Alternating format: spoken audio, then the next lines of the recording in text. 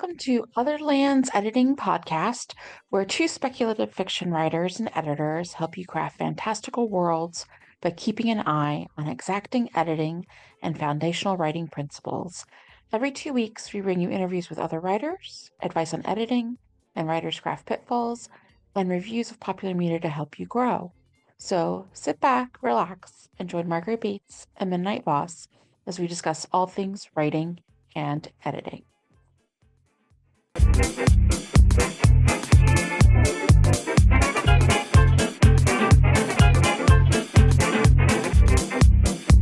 Hi, welcome to the Other Lands Editing Podcast. Today, Midnight and I have a guest, a friend of ours, Gemini Frost, who has written a lot of male fiction and sometimes Omegaverse. And so she's well versed in also aspects of queer fic that we don't always write because we're sometimes more sapphic. And today we'll be talking about fan fiction and what you can learn about it. And honestly, the impetus for this was that I've had three big publishing events this year where you've had Rose in Chains by Julie Soto, The Irresistible Urge to Fall for Your Enemy by Bridget Knightley, and then most recently Alchemized by Sin Lin Yu, which are all fics that's now they're original novels and they're doing very well, but they all started as fanfics from the Harry Potter universe, specifically Dramione, which is Draco Malfoy and Hermione Granger in like an alternative. I mean, they never actually got together anywhere close in the book, so obviously its own fanfic universe. But that's where we're starting with. And greetings, ladies. How y'all doing? Fine, thanks. Right. Cool. Well, I guess the thing I wanted to add when we talked about Alchemized, which I've watched a couple of YouTube videos, I'm going to confess it's 1,000 pages. So I didn't have time to read it. And it's also material that I don't prefer to read. Everybody has their own yum. I just am not someone who, as a person, can read a lot of dubcon and non-con. So it has a lot of consent or lack thereof consent issues in it.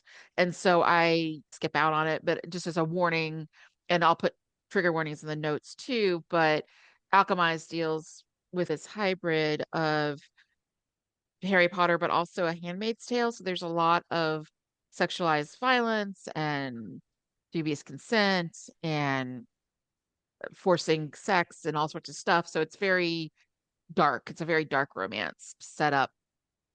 So that's where that came from with a obviously a very dark fanfic origin.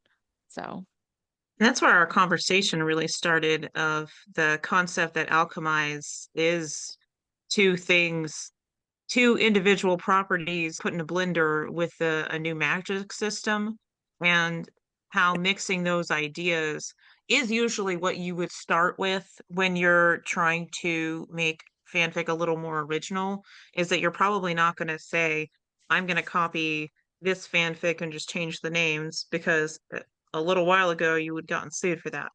But like, even if you look back at 50 Shades of Grey, it was these two characters, and then they just removed the whole supernatural element, which changes a lot of things. You change the world, you change a lot of things that go along with it. Yes. yeah. And I will say with 50 Shades of Grey, when it changed to being essentially an all human AU, obviously the plot changes because there's no vampires in it. I think what doesn't change as well in that one, because I feel like it definitely didn't, as we like to call it, file the serial numbers enough.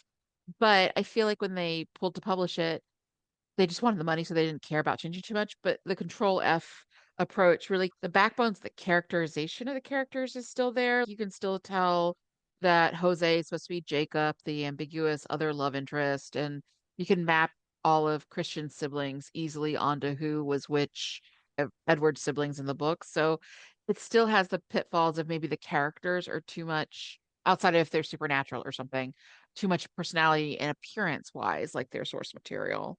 But with Alchemized, you're right, because, well, it's not going to be exactly Harry Potter.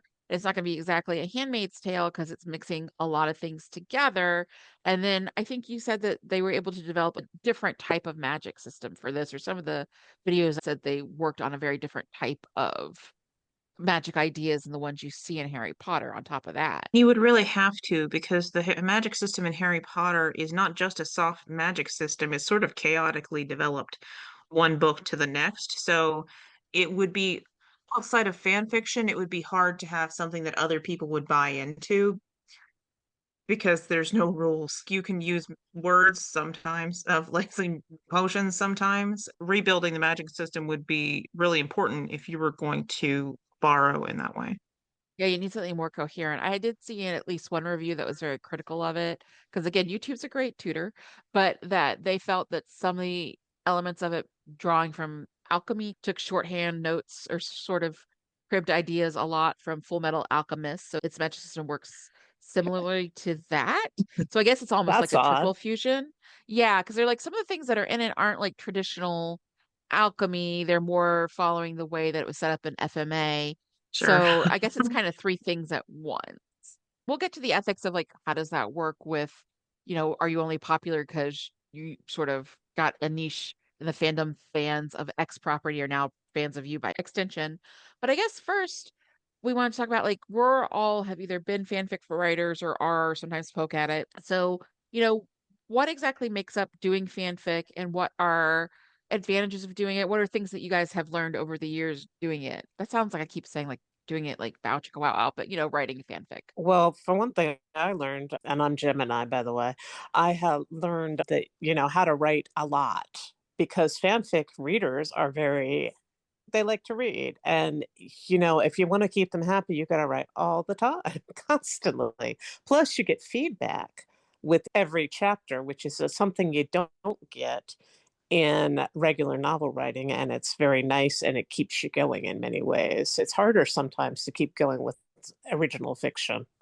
Yeah, I agree. I feel like there is that aspect where it is, I don't want to use so performative, but it feels almost like if you're doing a movie is a novel, then fanfic is like theater because there is Mhm. that reciprocal communal aspect to it.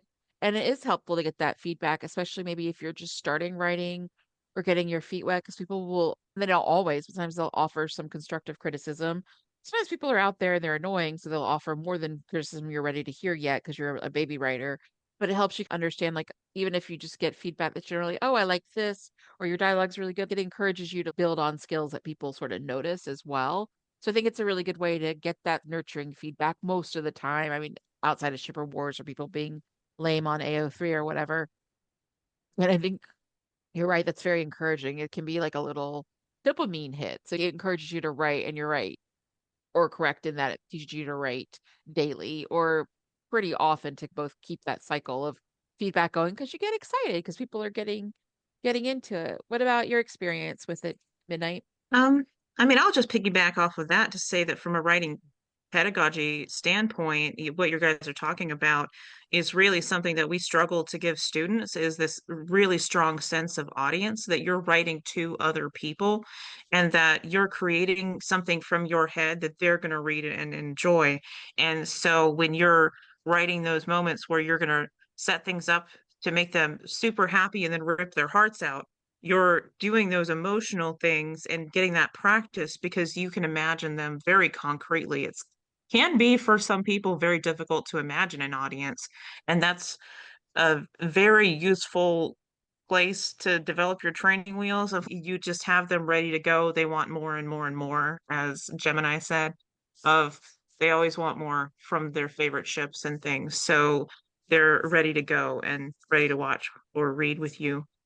The other thing that we talked about before was that development of voice and how often with fandoms, even if often with fandoms that are television or movie based, but also with the novels, you get a sense of this is a voice that exists already and I'm trying to match it, which helps you practice those skills of how would I indicate a voice on the page.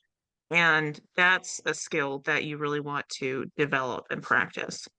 Yeah, and I think not even just like if it's a book or even a TV show, like not just the tone of the show, but especially if the show has characters within it who have very specific dialogue patterns and way of speaking. I say this because I came originally like 20 plus years ago from Buffy fan fiction. So it's not Mm. even just kind of the ugh, Joss Whedon-esque version of California speak, but each character sounds different. So if you gave a Xander line to Willow, it doesn't work, or vice versa. Or obviously Spike's not going to sound like Anya and the way he delivers dialogue, if they are both kind of negative. But it just helped because you have to learn to mimic like the tone of the show or the book or the whatever piece you're looking at. It could be a video game, but you have to also know how to mimic each character's voice. So I think it's good for teaching not just voice and understanding it, even if you don't cognitively know, you like instinctively you're kind of matching it. And it helps you develop your own style and voice as well. So I think that's a really helpful exercise because I think a lot of people don't necessarily, if they're starting out as new novelist are as conscientious about can I match style? Can I match different things? Can I notice how patterns are in like X writer or X property? And then can I at least match to that? Because I know style classes at my university, what they do is they have you read different styles and see if you can practice writing in them from like established authors and playing with their style to also grow your own voice. Yes. And fanfic, you more, as you said, you more automatically realize that everybody doesn't speak the same. And that gives you a good basis for writing novels in which hopefully all your characters do not sound exactly identical. And you learn that from fanfic and you take it over to your original writing and you can create more differentiation in your characters and the way they speak. And I think fanfic is good for character work. I always think of fanfic, and we'll talk about how it's structured differently from novels in a bit, but I always think of fanfic often as the interstitials. Most of the time, I've come from fandoms where I've watched a TV show, and I've, especially back in the day when they were like Buffy or like I'm gonna be honest, Smallville, and they were airing the regular way over 9 months, weeks in between, winter and summer hiatuses. So week to week, you wanted to fill in the gaps or be like, oh, that's the trailer. What's going to happen next week? And often shows, especially looking again at you, Smallville, where the characterization is lacking or where things happen, or honestly, it feels like the plot was held together by spider webs and Swiss cheese. Mm-hmm. But the interstitials of what is in their heads, why are they thinking this? How do I dig deeper? Which I think is why fanfic is a home. And this is, I say this with the greatest amount of love. 'Cause some of my favorite stories really are this, but the coffee shop alternate universe, where it's just two characters from the show, maybe even they're just like transported to all human AU, just talking to each other in a coffee shop.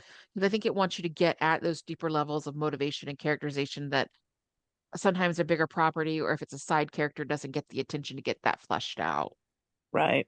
And it's not just fix it fix where you take a storyline you didn't like and correct it, but sometimes it's just, as you say, things that weren't really covered in the story because of the way it's filmed. They can't always go as deeply into people's motivations as you can in fanfic. And so a lot of fanfic, I think, is trying to dig into why the characters did what they did. I think that's one of the skills of it too, because you have the luxury of not even pages really. Mostly it's a virtual medium on like it was in the day like LiveJournal or fanfic.net. Now it's mostly AO3 archive of our own because I think Wattpad's kind of shifting how it's doing stuff or fallen some out of favor. But it's literally virtual. So you could write hundreds of thousands of words and you have to worry about it because it's never going to have to even be printed or bound. So it's like you have limitless space, Mm-hmm. whereas a book or a TV show or a movie only has what they can do under their budget. So it really does Exactly. encourage that deeper exploration. I think it makes you think more about the characters. Sometimes I would argue more than sometimes the showrunners or the original author does, depending. And they can have what we call, those really rich head canons and things that Mm-hmm. and fanon things that fans say this must be true because I got to fill in those holes because I'm just trying to figure out the why. Yeah, we can also fill in with our own biases, the way characters didn't do exactly what we expected to do, and write our own view on that character, which a lot of us do in, like, say, supernatural fandom. Yeah, totally. And you can see that. And I mean, I was a shipper writer, but I also wrote a lot of gen fics. And I know that experience she wrote, within honestly Clex. So like that's a relationship dynamic and Hmm. other things across other fandoms. But I feel like people think, oh, it's only shippy, but I think it also gives you this chance to it brought out what if could have happened as well, because I'm a big fan of AUs. So I Hmm. think, which is alternate universe. So I think that's really fun to be if this one thing had been different, or what if it was completely structurally different from the beginning, or when you get those fusions. So it allows you to play a lot with the same characters and then see how certain changes could change their outlooks, their emotions, the way they talk, the way they view things. An example that's really easy to draw out for Buffy because it created its own AU is if, the Wish verse, which is in season 3, like, what if, Cordy's wish had stayed and you had that bitter Buffy who'd gotten injured a lot in Cleveland and that was just the Buffy you're stuck with kind of thing. But Sure. it's really fun to play with the things and the AUs and the ideas that you don't get to see long. Like maybe it's a cool one-off on the TV show, but you don't get to delve deeper into that. Like And I'm sure there's like, Supernatural, they had end verse. They had the episode the end, and everybody wrote, stories based on that. So in a way, it gives you your own launching off pad for AUs that are already sort of canonical. yeah, which is really fun. So I think there's a lot of thoughtfulness in fan fiction. I think there's a lot of people really often learning the ropes, and then you can do it for years after you've already learned the ropes, but just a lot of community. I do think going back to your point, Gemini, is that when you have the different character shadings, because like I think it's also colored a little bit by either how you see the show yourself, kind of your own fan goggles, or complete confession. If you're a shipper and you have like people in your particular relationship ship that you are putting together, you're Hmm. gonna be kinder to that particular character or set of characters usually sometimes than shippers from the other warring side of the fence or side of the triangle or whatever. I'm gonna be really honest. In Smallville fanfic, if you're a Chlarker and you really like Chloe, it is what it is. We move past other real world events. Then how you write her is going to be different than someone who's more of a fan of Lois or someone who's more of a fan of Lana. Or theoretically, I guess someone might have been a fan of Tess because they did some interesting AU stuff in season 10 with like a completely different universe. Anyway, you just have these like shipper goggles. So you're going to write the same characters, but you're going to get to also have different takes on them than the source material or each other, which is also really Yes. interesting. I'm going to say one more thing about fanfic that I don't think we mentioned, that I think it teaches you to write chapters that keep your readers reading, because I call it like Edgar Rice Burroughs writing, where every chapter ends on not exactly a cliffhanger, but something that your readers will want to continue reading. And that's really important in fanfic because, if you don't keep your readers happy, they're going to go off and read something else. So you want to end every chapter on something that really clicks with them. And this is a good thing to keep to turn into your novel writing, because that keeps people turning the pages. Now that you mention it, a lot of times in novels, especially when I see it from clients who are newer, they'll be like, and then she went to sleep and that'll close a chapter. And now that I think back on it, a lot of fanfics, unless you're like knocked out because there was a battle or something, they don't Hmm. end on and then I went to sleep. But I feel like in contemporary like novels I've read, and sometimes even in fantasy ones, it's like, and then they went to sleep, and then they had breakfast, and then tomorrow they'll go do this at the, archives, but they don't have those kind of, I call them buttons, but that sort of Hmm. cliffy feeling. And I think, and that brings us to structure a little bit to Midnight, that because the way fan fiction is written and usually week to week or every couple days or whatever, it's also serialized. And I think, well, it's just different because a lot of novels aren't necessarily told serialized. I mean, they used to be because you could publish chapters of Great Expectations in the newspaper or whatever if you're Charles Dickens. What Right. is it And Edgar show? Rice Burroughs, like I mentioned, he was one that was, he was serialized too. And I know he has a lot of issues and racism and everything else, but he does keep you reading. So, something like that is a good thing to work on. And like you said, you just don't want your chapter to end with a thud.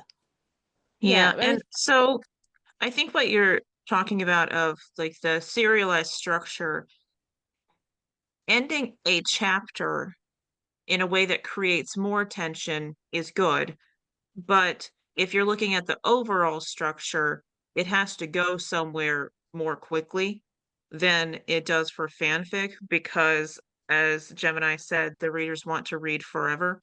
So you can explore every rabbit hole you possibly could and then eventually get back around to tying these threads together for a conclusion. Whereas for a book, there are physical limitations of how many pages people are willing to carry around or print for you, and a sense that you need to be going somewhere with a tighter plot structure. So that's something that if you were going straight from fan fiction, you would want to spend more time thinking about. So you yeah, need to tighten it up, maybe, is what you're saying. yeah, because Yeah. like I mean, I didn't know this coming from fanfic originally, like years and years ago. But I had some fanfics that would be like 200,000 words. I'm like, oh, that's a novel. And people are like, no, that's not. That's three. And I think that happens with clients, especially because we'll go in places, social media and Facebook and groups that are like, oh, yeah, we're for fantasy writers. And they'll be like, yeah, my first draft's 170,000 words. And I think if they had come from, not, I mean, maybe they also are just original writing off the bat, but I think if you've come from fandoms and you're used to churning out like Russian novel-sized epics, calling myself out on that one, from your fandom, then you don't realize that, hey, it's usually depending on the genre, like romance, 80,000 words, YA, 70,000 words. Yes, fantasy can be longer, but maybe 120, 130 for a debut. 130 is Yeah. Yeah. pushing it, especially because the cost of paper has gone up because of what hasn't gone up lately. So I know Hmm. that I've heard a lot from places that even if sometimes a contemporary romance can be 100,000 words, they're really looking for more 85, 90 because they're trying to literally save money on the binding and the paper if you're going traditional. So, Yeah, but if you're used to fanfic, when I started way back in the day, they were looking for 100,000 words, but now they're definitely more like 80. And if you find yourself with like 150,000 words, it might be time to chop it in two, you know? you got a duology. Yeah, Yeah, or basically. just edit the heck out of it.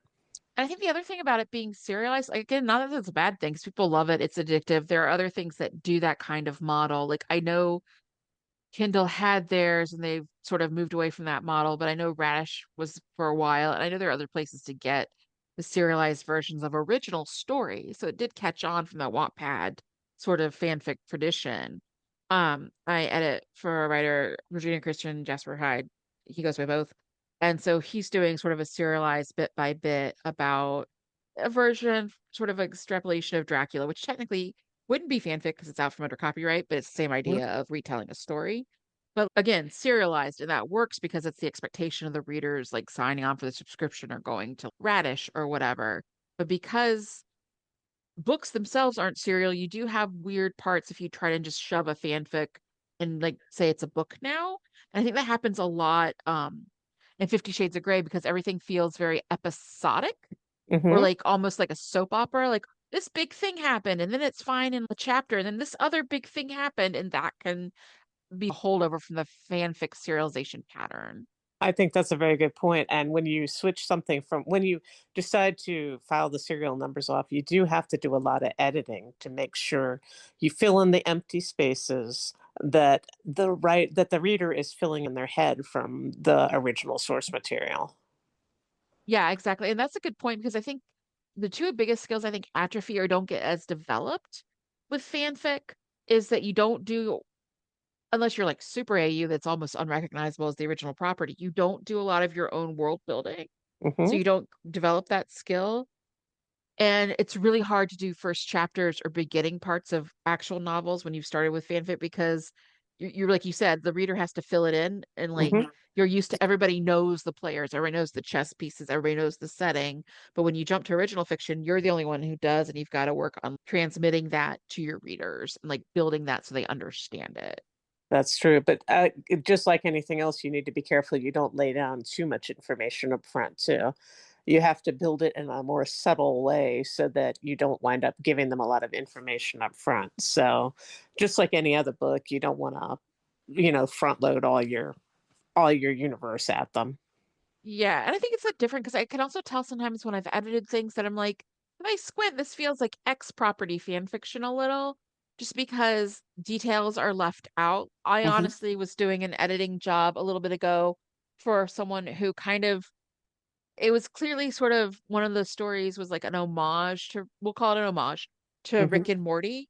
And like Uh-huh. I could tell because one of the characters was still named Rick and he was still an ordinary scientist, which is a little funny if you go down the rabbit hole because Rick and Morty is just a R-rated version of Back to the Future. It's like a Hmm. fanfic of a fanfic, so like a copy of Sure. a copy. The thing I noticed, except for one of the other characters being named Jessica and a redhead that the lead character, who's the narrator character, had a crush on. So very Rick and Morty.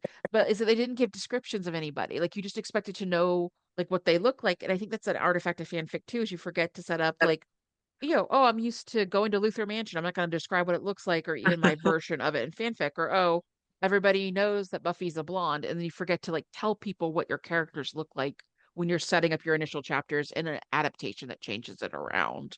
Yeah, like I said, there's a lot of editing required, and some of it is for the universe around them, and some of it is just for the characters themselves, and possibly rewriting their backstory a little bit so it isn't obviously from, Smallville or whatever. Yeah, I prefer I'm bad at this because like I would say that I have a slightly easier thing to go with because I have converted things that were already AUs of the source Hmm. material pretty broadly. Um, very broadly. One of them is a full confession. You'll never find it. It's very old from like a decade ago, but it's a story that's like based on the idea that's a very crackfic idea of what if sometimes Clark shapeshifted into a cocker spaniel. Right there, it's real weird, and the serial numbers are half filed to begin with. Hmm. And then I have one I'm working on from, again, full disclosure, from Lucifer, but it's like an AU fic I'd worked on that's like 10 years in the future and everything's gone wrong and it's set in New Orleans and blah, blah, blah. And so it's just like deboning of deboning. But this is my way of saying that I do think the characters have to be reworked. Like, obviously, the reason some of your characters have the conflicts they do or have the issues they do is inherent to the source material, which you don't actually own. Um, so that's a problem.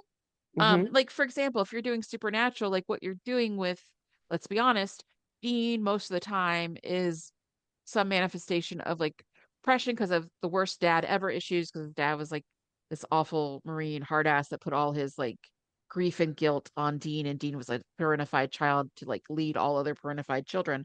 But if you make a fanfic into a profic from that, you're gonna have to have whatever your character is that's analogous what the dynamic you're playing with is obviously the shadow of terrible parenting and pressure from a parent who made you grow up too fast. But you have to recontextualize that with different types of backstory and reasoning. It can't just be the exact same thing. Or again, Warner has very nice lawyers and they're going to sue you. Exactly. When we're talking about filing off the serial numbers, we're not just talking about changing the names. We have to rebuild the backstory, rebuild everything around it, the universe, and we have to rebuild the characters. So it's actually not that easy. It's a lot of work, really.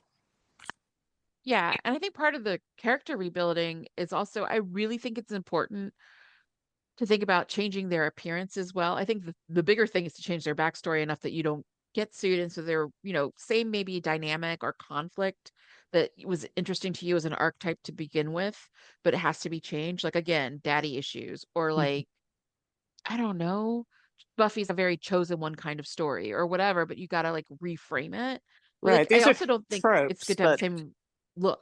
Like, you know what I mean? yeah, you can do the tropes, but you can take the same trope and approach it differently, I think. I mean, Yeah. there's plenty of characters with daddy issues. You just don't want them to be identical to Dean Winchester's daddy issues. I mean, look at the MCU. They all have daddy issues in like a million different ways. I'm sorry. It's like the club of daddy issues almost. But I think the one thing with me with an appearance is that I think that's why it grates so much in something that's sloppy about it, like 50 Shades of Grey, or Hmm. honestly, these three Dramione fics, because you can map them one to one. Like if I look at the cover of the irresistible whatever falling for your enemy, the what's it called? The irresistible urge to fall to your enemy. It's got he's in dark clothes and his hair is like silver white, and she is got brown hair that's not super mousy or like fluffy, but it's still a dark-haired white girl with brown eyes and a tall dude with like, well, he wishes, but a dude who's pale with silver, like peroxided looking, almost like white hair. You guys didn't even bother to change it, Hmm. or where I even think, where you have, oh yeah, go ahead. I was just going to oh say, I I think as a writer, you also want to think of it as a different character, or you're going to keep dragging yourself back into your fanfic.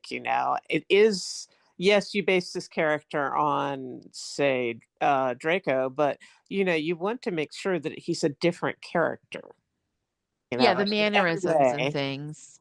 Yeah, I've been trying that with one of the stories I've been working on bit by bit and editing and stuff, and like thinking about the thing when you say it in like role play and you like want to base a character off a like a person or actor or whatever is a face claim. So it's kind of like switching out the face claim of who would this person actually look like and Mhm. who would I pattern them off of instead and how would that go? Just so again, because I think if you like don't do the work to rebuild the character both their backstory, but also their physical appearance, then you're also again going to take the actor's mannerisms and choices, and you're going to make Mhm. that kind of embedded in how the character shows their emotions. I mean, how many times in 50 Shades of Grey does like what was her stupid name? Anastasia Steele bite her lower lip, which is just a taking of Kristen Stewart from Twilight's mannerisms and Bella-isms. So Mhm. it's like you gotta worry about how you weed those out because you just don't want the DNA to be super obvious. Mhm. Because even if no one had told me, hey, this book is a Draco and Hermione fic, I'd look at the cover and be like, huh, he looks a lot like Draco Malfoy. And I'd be like, oh, I'm right. Or when you have books that are, I mean, debate as you will, but at least it is like Midnight was saying, at least it's AU. So it's one of those ones where stuff was fantastical and they made it just human. But The Mhm. Love Hypothesis by Ali Hazelwood is very famously Reylo, which is Rey and Kylo Ren fanfic from Star Wars, all those new sequel movies that eventually no one liked anyway, except the Reylos. But he's very obviously patterned on Adam Driver. And because she's a Reylo, a lot of her characters who are the male leads are very Adam Driver coded. Like I did read Deep End, and so that guy is tall and built, but he's Swedish, so he is a blonde. But most of the first ones, like in Bride and in Love Hypothesis, are real tall, dark haired, real surly, prominent, chin and nose and that kind of stuff. And you're like, this is just Adam Driver again and again as like your arc, like your somatotype, which is really weird because the movie The Love Hypothesis is going to star um Lily Reinhart from Riverdale, but it's going to also star, I don't know his actual name, but the guy who in real life is Daisy Ridley's husband. So it's not like the casting isn't aware. So that's super weird on like 8 levels, I guess.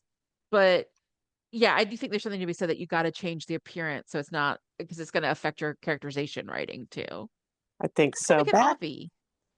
back in the 80s, when I used to read romance novels heavily, as historical romance novels, as I was getting into writing, there was basically every historical romance you picked up was a tall dude, muscular, black eyes, and black hair and jewel colored eyes. So I guess it doesn't bother me as much because, in a way, I feel like all romance novel heroes look like that, and I've tried to get away from that in my own writing. But there is sort of an idea in old romance that all manly men were tall with black hair and bright eyes, which kind of cracks me up. Well, I think there's Nowadays, I think also a it that's wouldn't matter. important to conversation. think The about no these short days. kings. I mean, these days you hear a lot of complaints about all the shadow daddies kind of looking alike. So Mhm. there are enough people who read often enough that they're seeing the male lead look the same across a lot of different properties. And it's not even that they were copying from something else entirely other than the trend itself. So it does benefit you a little to try to make sure that your main characters at least are distinct in some way. But I get what you're saying is that to some degree you do see similarities, even if it wasn't fan fiction, just because of genre popularity. Yeah, Yeah, capitalism likes to make duplicates of itself all the time. So that is fair. I guess my other sort of questions leading out of this or into other things within fanfic is then like what do people recommend? So if you have a fanfic and you're like, I really want to start filing off the serial numbers, I think I have something in the meat of the story or the dynamics that could be its own world and its own property. What is your advice? Because it could feel overwhelming to start like changing it and trying to find a way to restructure. And I like to say rebone it, but put in a new skeleton. What are your steps when you guys start trying to convert fanfic or that you think an author might want to try to help them? that's a good question. The first thing I usually do is obviously change the names. That's easy. And then you go from there. I've changed fanfics to be like from het to mm. I've changed them to be from regular universe to supernatural. You have to just figure out what you want to do and roll with it. And sometimes it's a very big change, like when you change everything to a supernatural universe. Like you had regular characters and you go, oh, I'm going to make them wolf. I'm going to make them, wolf shifters. In that case, you have to figure out how to build your entire universe and the things that make your universe special. And you usually have to put in a new beginning. And basically, I feel like sometimes I'm just like including the love scenes and rewriting everything else. Yeah, I've read some of the ones you've done where it's like, yeah, the love scenes are similar, but everything else really has to be rebuilt, especially when you go from like more normal scenes to now they're werewolves. It's real different. Yeah. I think that hard shift into a different genre is something that will push you, just kick you in the butt so that you can make all of those changes. I'm not necessarily a good person to talk to about this because I haven't actually converted any fan fiction like that. I've practiced. I mean, I've had starts, but it's so much work to do your own world building that I think the closest thing that I have is the thing that I'm working on that you know about that's based loosely on certain JRPG tropes that I've grown up with and listening to some of the music as I write it. But the characters are entirely different. It's just like a couple of little micro tropes that kind of congealed into like what if. I think as you said, you really want to hold on to there's a really important part of this story that I want to tell. And use that to help you resituate the characters and the world to help you facilitate a new story because it is such a heavy amount of recharacterizing.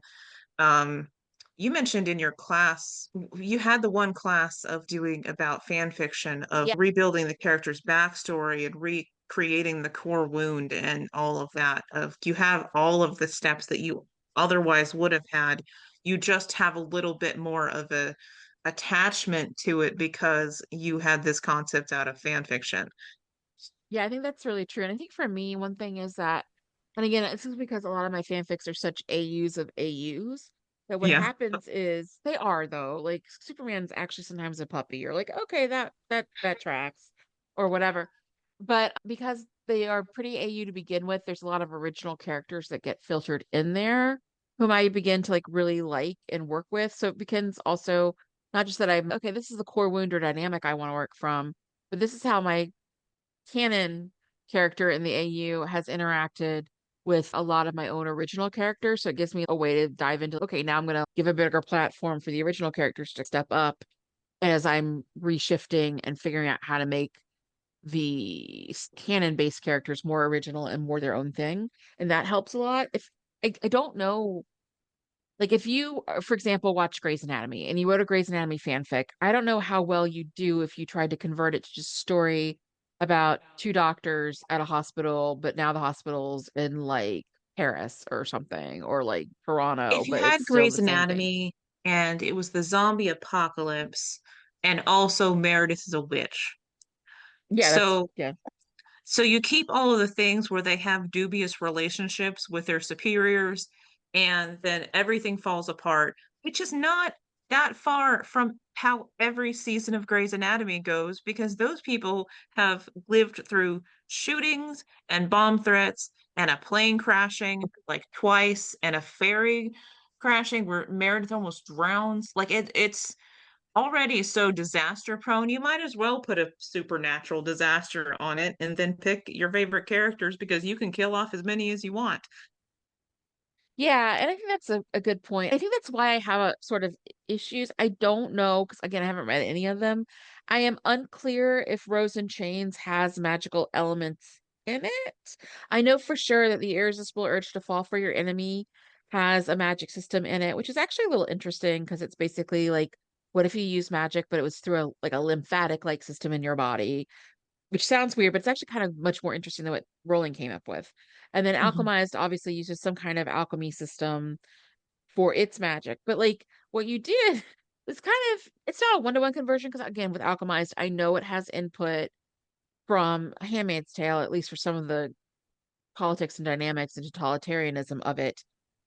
But you're taking something that was a magical based like fantasy story and now it's still a magical based fantasy story. So it's still like getting a bottle of Coca-Cola, adding a little extra sugar to it means this is my new drink, Coca-Cola. It's not exactly like that, but you're still competing in the same market. So that's a little bit different, and it's a little different than some of the fanfics we've seen before that got big. Because, Yeah, like I said, with 50 Shades, it went contemporary. With Right. It's The totally Love different. Hypothesis, it went contemporary. Bride was already making it into like werewolf fiction. This is like competing with its own kind of like, it's obviously not one to one because it's like romantasy and it's high heat, etc. But it's still in the overall fantasy market. So that's ethically interesting to me because then you're repurposing fan material and the fans are going to be interested in it, especially so because it's not the dynamic they're chasing, as it's also literally it's in a magical world again. So Hmm. this kind of loops me back to like ethics in this and where do you draw the line? Because I think we've been in fandoms for I've been in fandom since I was 18, so like it's been 22 or 23 years now. But at the time, it was a secret. You didn't tell people it was Pool to Pub. You didn't let them know you'd filed serial numbers. Like if there were other fans who had liked your story, it's here now. I've taken it off other places. This is the only place you can get it. If you want to, cool. If not, also cool. Just keep supporting my fan works. I remember the first Pool to Pub fanfic I ever read once it was in its converted form was by an author back in the day in Buffy fandom who wrote Spuffy, Spike Buffy fanfic. And it was so long ago, it was like 2004. So it was like through a small press where you still had to hand email PDFs of the story. So it really predates Kindle, but that was still the thing was like, we know because we followed her progress of converting it, blah, blah, blah. And like we decided or not to like buy it. You didn't have to, no pressure, whatever. But no one wanted to talk about it. Like, and she had done the work to really restructure the world building. There's a different reason for Hmm. vampires and different magic systems, etc. But you just didn't tell people because A, it was considered uncouth. It was like kind of a fandom no-no to brag about it, but publicly in front of the normies. But also, he didn't want to get sued. Like we were still in an age where fanfic.net wouldn't let you do like Anne Rice or Laura like K. Hamilton. yeah, because they were like, we'll sue you. We come from the trenches in the days of like Anne Rice is like, if you touch my stuff, I'll sue you. And I hate to see that she was right in some ways. It drives me bonkers to be like the worst person you know is right about something. And in a That's way, kind on of some things she funny. I was. didn't know Laurel K. Hamilton was like that. One of her first books was Hmm. a Star Trek Next Generation book. Yeah, no, she was Just sort definitely of one of fanfic those. as it happens. Yeah. But I can't say that in the last intervening decades, especially in the last decade between the bookend of 50 Shades and now you've got Alchemized, which has a seven-figure it went to auction for a movie deal, and Legendary Pictures that did like The Dark Knight and stuff is going to be the production company for that. I can't say bookend between those two things that people like George R. R. Martin or Laurel K. Hamilton would be wrong to be like, please don't use my stuff. I mean, Yeah, it's concerning. I will yeah, tell you Is that it one there? of the things I regret most is never writing in a big fandom. I feel right? like I could have gotten rich if only I picked the right fandom. If only Yeah. I'd done something real with Glee and also written a het ship, then I would be famous and rich by now. Hmm.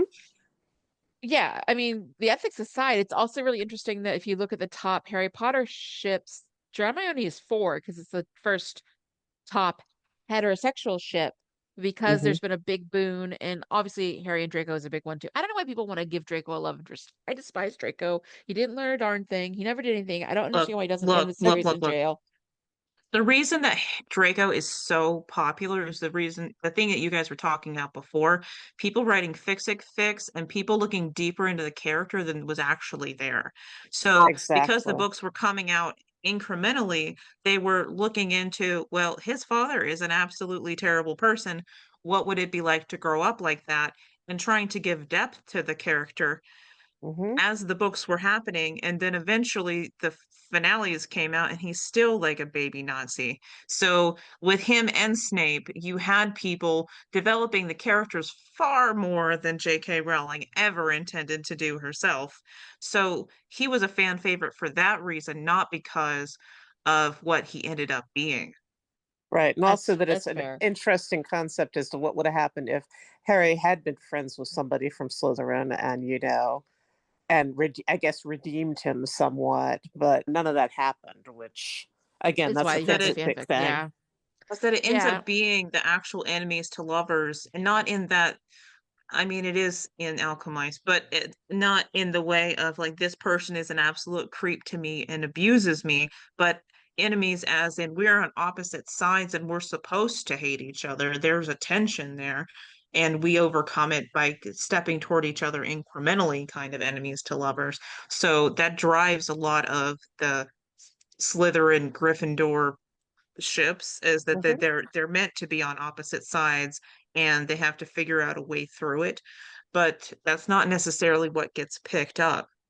Yeah, because yeah, and but then also there's been a boon since like COVID. I had heard in one of the reviews of Alchemized of like Marauders style AUs and things about Harry's father James and all of his friends, kind Mars of. were always popular. Yeah, it's a lot of that is very queerfic and it's very focused on those relationships. And they're also really popular. They're like 2 and 3 are Marauders pairings. I don't know which one specifically. I only read each book once. I Remus don't and really care. Sirius is probably the top.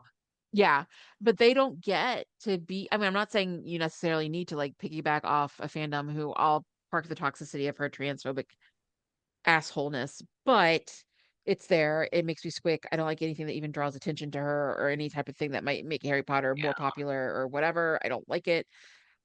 It makes me angry. Tabling that, even within that fandom, the ones that they're supporting to become these big blockbuster successes are only fourth most popular, but they're the ones that are heterosexual. So there's I was even going this to say, are idea. queer books not getting picked up anymore because of the change in the way the world is now?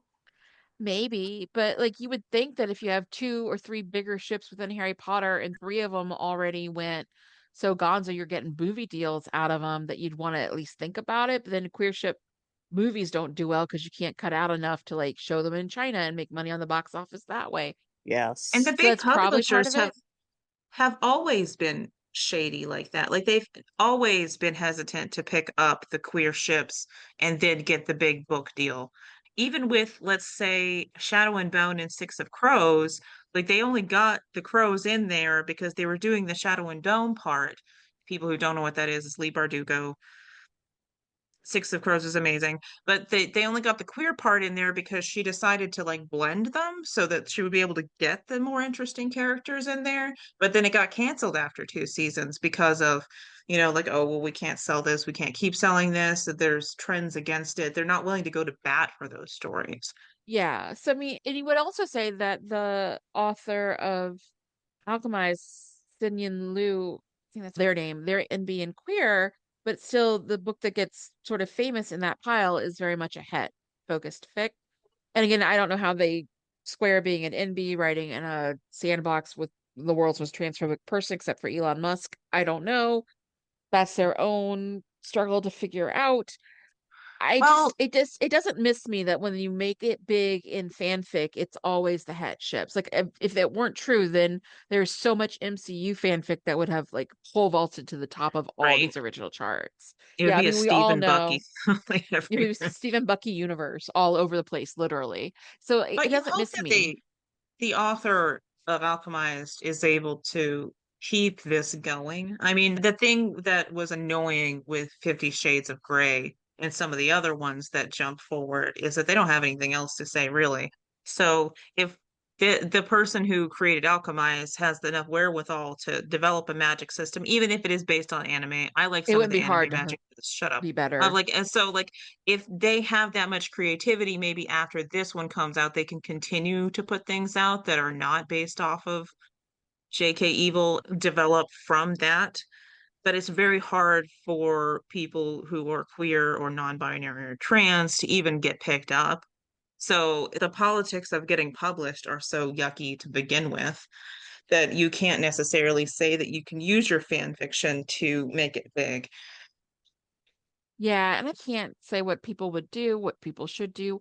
I know what my personal limits are. Anything that even comes near Harry Potter, I'm just like over it as an NB. I can't deal with it. I don't want to deal with it. I think Rowling's gross. But it still leads to the bigger question of like the way these 3 books were marketed. There was like a book box company that sends you samples or books of the month. And it's called Edelweiss. And they made a whole flyer about, well, have you seen, Rose in Chains? It's really Dramione. It's really based on this. Look at how popular this is, that people publishing fanfics. Isn't this cool? And it became part of the marketing when they interviewed people about Alchemized, but also about the irresistible urge to fall for your enemy, etc. All the marketing was like, this started as a Harry Potter fanfic. This was Harry Potter fanfic. Did you know this was a Harry Potter fanfic? And so would people have been as curious to read it if they hadn't seen the New York Times, the Washington Post, etc., op-ed explaining how this really started as from the Harry Potter universe? Like, if it isn't important to the story as it stands now, then why does it have to be repeated as the through line in all of the marketing? If it was mentioned offhand once or twice, it'd be one thing, but it became the Hmm. drumbeat for these three books at once to be we're repurposing the fanfic. So it's drawing that base so that way you have a guaranteed IP and audience to make it a success. Right. In a way, this happened with 50 Shades because I don't know how many people remember, but back then Amazon had boards you could hang out on, and her fans all flooded the boards telling everybody to read Shades of Grey, and it just kept, you could not move on It was Amazon like without seeing botting, it yeah. mentioned. But it was more like an underground thing. This is like more overt and from the publisher itself. So, Yeah, because if you're getting the op-ed piece in like the Washington Post, then someone from the publishing house said, we really want to market it this way. Let's make it happen. This is what you need to emphasize when you're talking to the press. So it's a directive from the publishing house that we're going to market this as fan fiction. We're going to let you know all the time, wall to wall. So you're curious enough about, oh, this is converted HP fic. How did this get to be, Draco and Hermione? That's part of their whole pitch for the book. And mhm. that's really different. And It's as you said, like the publishing houses and the agents also just literally asking for fanfic of X popular property. Yeah, I've seen calls that say, you said it maybe last year, it was like they wanted books that are like Elphaba and Glinda vibes for sapphic stuff. Or like, I cannot tell you, I've seen at least four agents since July on MSWL, which is hashtag MSWL, is if you want to look for agents and what they're looking for right now is a great way to find that. It's just a tip. But I've seen at least four agents say, I really want something like K-pop Demon Hunters. I want something like K-pop Demon Hunters in a book. And like I get it. And K-pop Demon Hunters you could probably have more leeway on because it draws from a lot of South Korean folklore. So if you're a South Korean writer or artist and that's your lore and what you've grown up as your mythology from your family, and there's a lot of things to pick and choose from, like saying I really like Celtic vibes because they draw so many things from Korean folklore. It's kind of like doing stuff with Lucifer is a little easier because you can't copyright the Bible, I guess, mhm. is the way to put that. Sure. Um, Yeah, you can always pivot into a different angle of demonology. yeah, exactly. But I guess my point was, it's just you're seeing agents directly call for it now. Like 20 years ago, we didn't talk to anybody about it. Then 50 Shades came out, and it was like, okay, we get it. This one book was popular. People probably behind the scenes were raiding the bookshelves for, did you write a fanfic? The Writer's Coffee Shop was converting things like Beautiful Disaster by Jamie McGuire, who started out also as a Bella Edward shipper. But it Uh-huh. was like the general public didn't super know, except for 50 Shades, which became a joke and not a Right. selling point. Oh, Snow Queen's Ice Dragon wrote this, har har. But then somewhere around where the Raylos started to get big with Allie Hazelwood and Jennifer something, I can't remember, it was like Levin or something who wrote My Roommate is a Vampire. That book I read was just started out as like AU all human, well, not all human, but Adam Driver is not a Sith Lord this time. He's a vampire, but it still physically looks the same. It's a fruit Kind bat. of stuff. It's amazingly weird. It's not a good book, but I love the ending. I'm like, well, he can just make kumquats when he's nervous. That's not hyperbole, Ellie. That's what his vampire power is. It is bizarre. But that somewhere around that edge when the Raylos really started breaking out in 2018, 2019, it became like not a dirty secret. It became, what do you got for me? Oh, do you have this Not even an dynamic? open secret. Yeah. But now after 2025 with Dramione using it as the marketing push in like the papers of record, whether I agree with them currently now or not, because they're both trash right now. But that's different. It's the secret's out. Not only that, but we're literally marketing on it. Like eventually I get worried because I think Rowling probably doesn't want to sue because anything that gives her any type of good press when she's made a complete ass of herself being essentially a Nazi, which is ironic. But like, I guess she kind of lets it slide. But eventually, you're gonna pull like. There's no reason Margaret Atwood couldn't be like, "Hey, you stole like the look of the character, even on the cover of Alchemy. She's in a red dress. Like, you stole the idea of some of these things, which are still also historical precedents of how you abuse women, blah blah blah."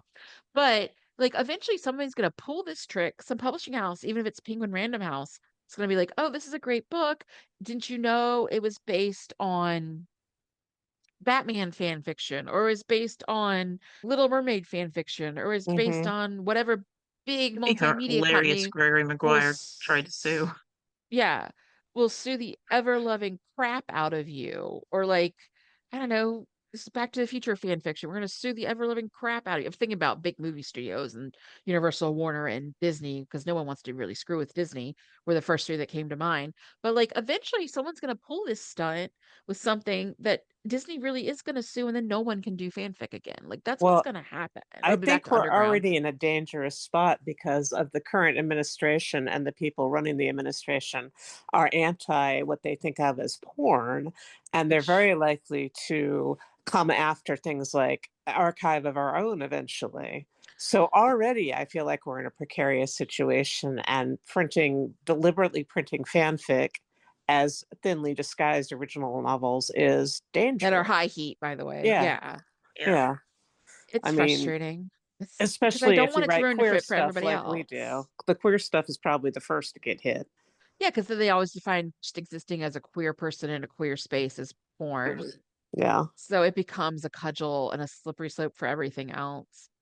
But Yes. that is definitely the story for another day about how it's always queer's porn first, even if it's not. Yeah. So I guess we're wrapping up because if it's too long, I can't edit and then I cry myself to sleep over the script. But what are any last tips or thoughts you have for people who want to start out and converting their fanfics? And what are any tips you have in people who just are interested in writing but have never even started or dipped their toe into fanfic before? What are you want to leave the listeners with, guys? Well, fanfic is fun. That's why people write it. And, almost everybody sees a show and has other ideas about how it could have worked out, the little things that weren't covered, the way the characterization was wrong. And that's a good way to start on fanfic, just thinking about, wow, I would have written that differently. But Yeah, then yeah, go ahead. oh, I was just gonna say of like fanfic is fun. And I have a student who came back to my class after a couple of years and her writing's improved a lot because she has a better sense of audience now. And so the only thing she's been doing is writing fanfic. Like literally that's the only writing Mhm. she's been doing. So as you're saying, it's fun. You get involved in it. It gives Huh? you time to develop. Yeah, and Yeah. you learn to write by writing. I think a lot of people don't understand this. The more you write, generally, the better a writer you're going to be. And if it's fanfic, that's okay. Fanfic is Yeah. fine. It's a good way to learn to write. Yeah, you get out your first million or 3 million words I've wasted in my life. I remember And I I think, wrote 2 million words in 2 years once. yeah, it does make you Most, really, uh, sometimes teaches you speed too, because like you're so excited to get it out, which is something that when mm-hmm. I parlayed into ghostwriting helped a lot. It was like I knew I could make deadline because I practiced writing huge volumes Right. of words so much, so frequently. Wish I could do that now. I guess that's different stresses of different schools and things. But Yeah. I guess my takeaway with fanfic is like, A, I don't want people to look down on it because I think we've established how it practices voice, it practices style. It gives you a chance to learn how to really write dialogue and just want to practice Mm-hmm. and get that community and even try those new skills. So I don't think people should look down on it. I do want to stress that when you think about going pro, A, ethically, where I think you need to take the dynamics or the main character wound or archetype that you were interested in and then recontextualize it from the ground up. Like I I said, if love that you, core wound idea, by the way. yeah, like if you I want to, haven't heard it phrased that way, but I like that idea that you have to like change that a little bit. yeah, like if you want to write daddy issues with Dean Winchester, you can't write Dean Winchester, but there are like 100 different ways to have daddy issues because most people do. So Yes. think about how you'll recontextualize that. But my other thing is remembering that it's a different medium.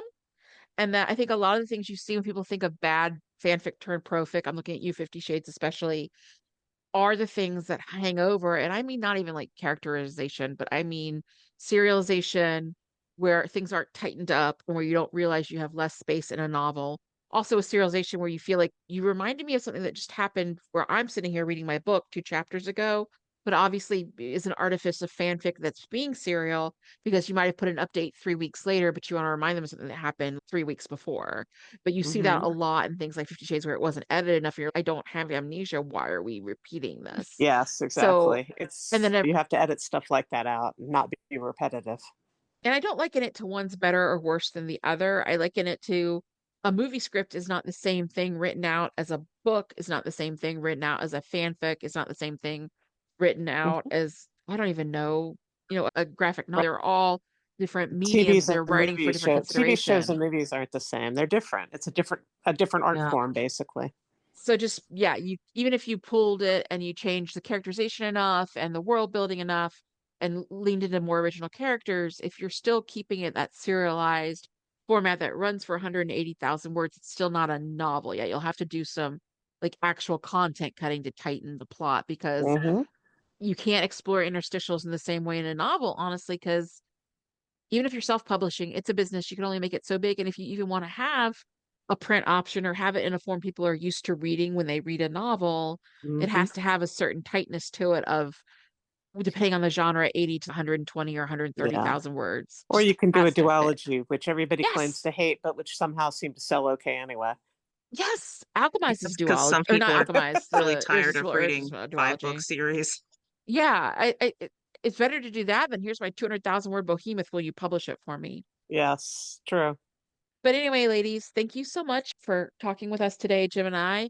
Midnight and I will be back in a couple weeks. We started our seasonal rewatch of many a terrible and some good. We found a really great one, Christmas movies. So our next couple things we'll be talking more about 'tis the season. But have a good week for everyone. We'll see you in a couple. And thank you so much. Thank you. Have a good evening.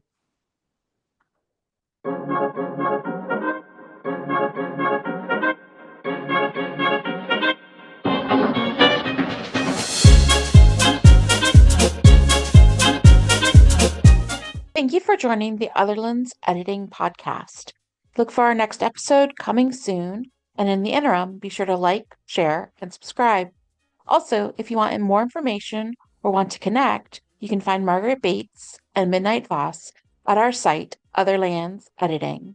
Until next time, keep writing and keep refining your words.